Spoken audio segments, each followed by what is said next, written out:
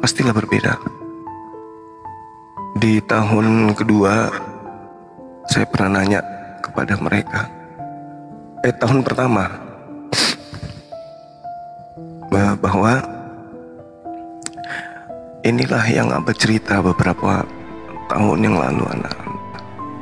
Keadaan ini akan kita hadapi, dan kedepannya kalian akan menghadapi hal-hal yang mungkin lebih dari ini.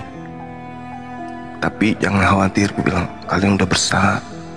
Saat itu kalian udah bertumbuh menjadi pribadi yang lebih kuat. Olehnya ya harus belajar dari sekarang. Harus belajar menganggap bahwa kakimu, dua kaki itu diberi oleh Allah untuk menapaki hidup ini tanpa harus berharap sama siapapun. Karena usia tak ada yang tahu, bilang gitu.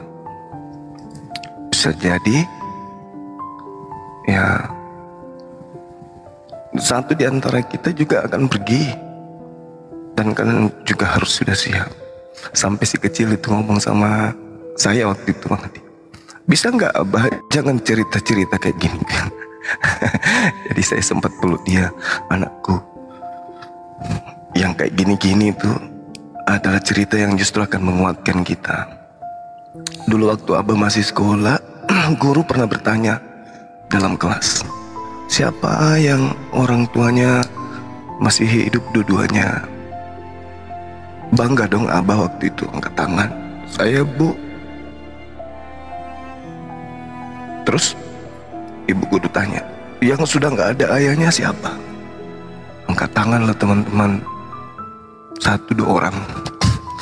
Jadi saya belajar, oh alhamdulillah orang tua saya masih ada gitu. Yang nggak ada ibunya siapa? Angkat tangan lah lagi teman-teman. Saya masih bersyukur waktu itu, alhamdulillah saya masih ada orang tua. Ditanya lagi sama bu guru, yang sudah nggak ada dua-duanya siapa? Itu ada pelajaran yang sangat luar biasa. Sampai saya yang nakal di sekolah waktu itu, yang sering jahilin teman, ya pas keluar istirahat, saya peluk teman saya itu, bro, minta maaf ya. Kenapa minta maaf? Ada apa kau tumben? Enggak, minta maaf aja. Sejak itu saya mental saya itu udah mulai luluh, enggak terlalu bajingan sama teman-teman. Karena saya bayangkan betapa tidak enaknya orang tua itu, saya bayangkan kayak mana ya. Sampai pada akhirnya saya semester 5 saya harus kehilangan mama.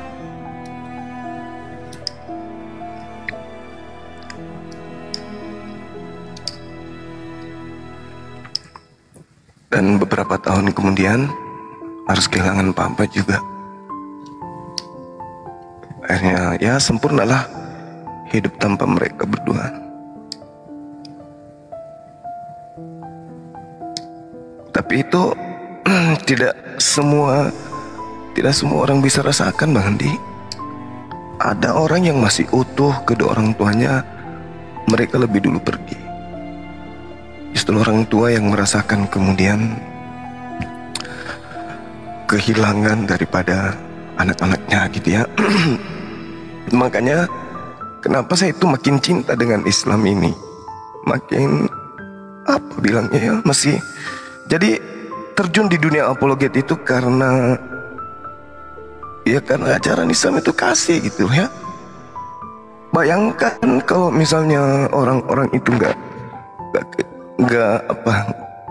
meninggal dalam keadaan bukan muslim, mereka bertemu dengan keluarga, bertemu dengan ayah, ibu, anak-anaknya, tapi dalam keadaan siksaan, di mana mereka justru di sana itu saling mengutuk satu sama lain, itu mereka saling maki-makian, bukan malah saling menolong atau saling memuji dan seterusnya.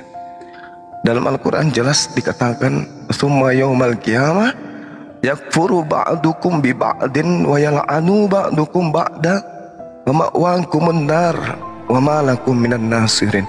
Mereka saling mengutuk satu sama lain. Gara-gara kamu saya kayak gini, gara-gara kamu saya kayak gini. Aku menyembah ini gara-gara kamu yang ngajarin. Rupa-rupanya yang ngajarin itu bukan yang kita sembah. Yang ngajarin itu adalah nenek moyang kita. Qalu bal nattabi'u ma alfaina alaihi aba'ana awalau kana aba'uhum la ya'qiluna syai'a wa la yahtadun. Ya, ngajarin anak nyembah selain daripada Allah.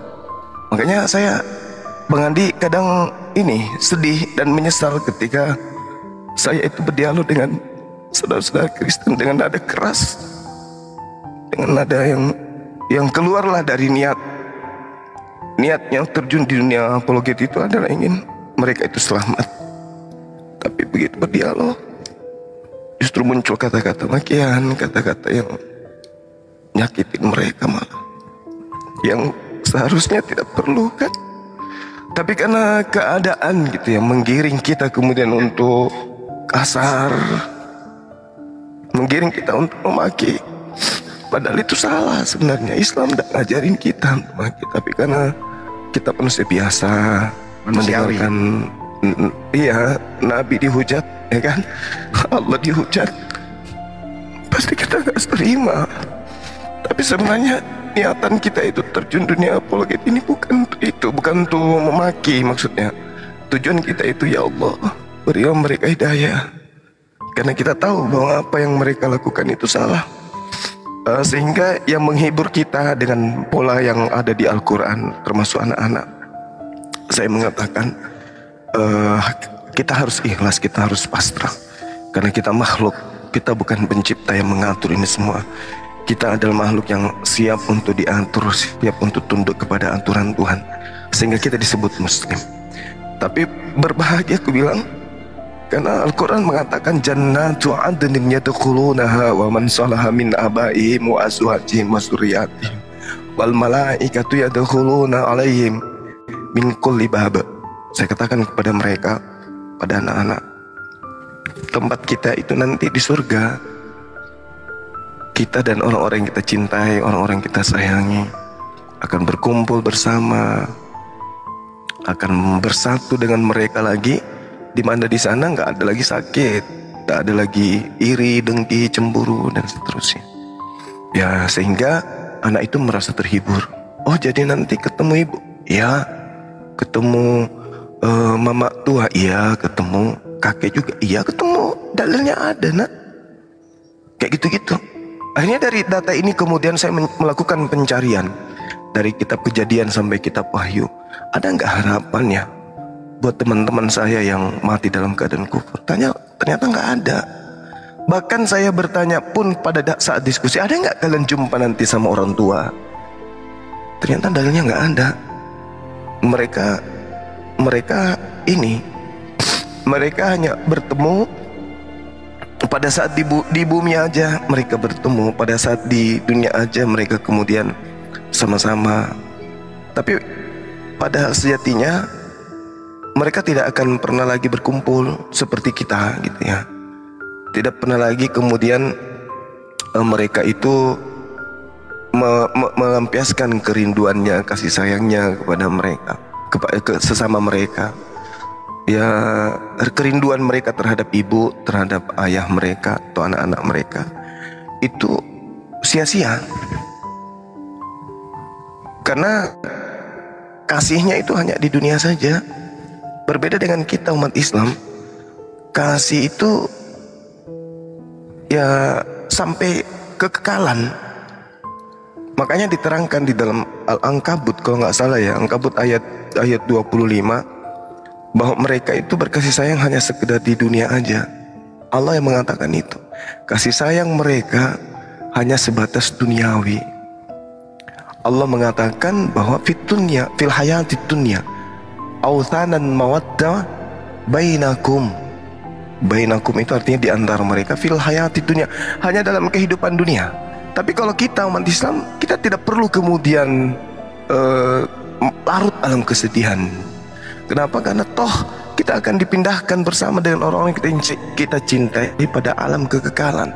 Di sana tidak ada lagi ratap, sedih dan seterusnya, Bang. Sehingga anak-anak ini semangat kemudian untuk beribadah. Mereka kemudian dengan mudah kita arahkan untuk sujud kepada